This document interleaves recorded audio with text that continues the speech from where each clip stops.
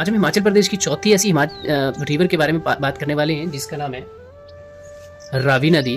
और रावी नदी जो है हमारे पास सिर्फ दो ऐसी डिस्ट्रिक्ट हैं जहाँ पे ट्रैवल करती है, वो एक है कांगड़ा, दूसरा है चंबा।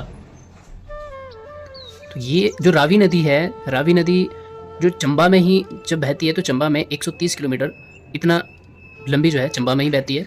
और टोटल जो 158 किलोमीटर तक इसका हिमाचल प्रदेश में ट्रैवल करती है। और उसमें से भी 28 किलोमीटर के आसपास आपकी कांगड़ा में और चंबा में 130 किलोमीटर तक बहती है। और चंबा के दाहिनी ओर बहती है ये, ठीक है। बस याद रखना कि चंबा शहर जो है इसके दाहिनी ओर है, ठीक है। तो ये याद रखना है। अच्छा, इससे सबसे पहले हम डिस्कस करेंगे कि इसका जो उद्गम स्थान है या स्रोत है वो कहाँ से है। तो एक ग्लेशियर है जो कि धौलाधार रेंज में आता है, बड़ा बंगाल। तो वहाँ से रावी नदी निकलती है। वहाँ से दो नदियाँ आती हैं, भांदल और तंतगिरी, ठीक है। भांदल और तंतगिरी से मिलकर के हमारे पास रावी नदी बनती है।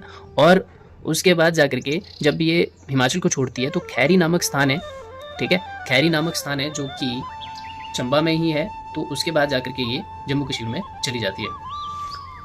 अब इसकी जो कुछ नाम वगैरह के बारे में बात कर लेंगे कि क्या नाम वगैरह। तो इसका जो वैदिक नाम है वो पुरुषनी है, संस्कृत नेम इरावती है। और ग्रीक लोग जो वगैरह, तो ग्रीक नाम जो था इसका हाइड्रस्टर या हाइड्रस्टा इसका नाम दिया गया है, जो कि सिकंदर के इतिहासकारों ने दिया था। और सिकंदर के इतिहासकारों ने इसको रोदिस कहा है, ठीक है। जो ग्रीक थे उन्होंने हाइड्रास्टर कहा है और सिकंदर के जो इतिहासकार थे उन्होंने रोदिस कहा है। तो ये पाकिस्तान में जाकर के जब ट्रैवल करती है, पंजाब जम्मू के बाद पाकिस्तान में, तो ये चिनाब नदी है। चिनाब नदी की एक सहायक नदी के नाम से जाना जाता है, क्योंकि ये बाद में चिनाब में जाकर के मिल जाती है। इसकी जो टोटल लेंथ है वो 720 किलोमीटर है।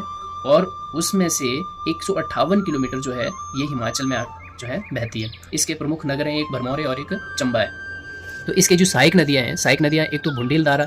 भुंडिल धारा इसलिए इंपॉर्टेंट हो जाती है क्योंकि मणिमहेश झील से निकलने वाली एक धारा है जिसको बोलते हैं भुंडिल धारा। उगती आ जाती है जो कि भरमौर में ही है। बैरा स्यूल आती है। अब बैरा खड्ड है और स्यूल खड्ड अलग अलग आते हैं। तो बाद में आकर के ये क्षेत्री नाम एक स्थान है जो कि तीसा में ही है, चुरा में आता है। तो वहाँ पे आकर के क्षेत्री नामक स्थान में बैरा स्यूल दोनों खड्ड मिलते हैं और बैरा स्यूल नदी बना देते हैं, ठीक है। और बाद में जाकर ये बैरा स्यूल नदी जो है ये चौड़ा में आकर के चौड़ा डैम में मिलती है रावी के साथ।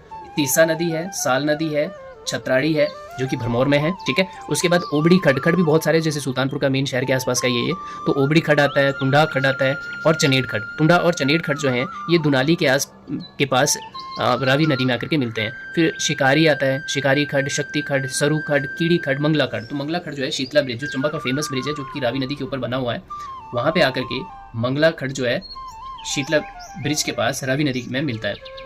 शक्ति जो है तीसा में, ये शक्ति नाला, शक्ति नाला के पास नाला ये शिकारी भी नाला ही है। सरू तो आपका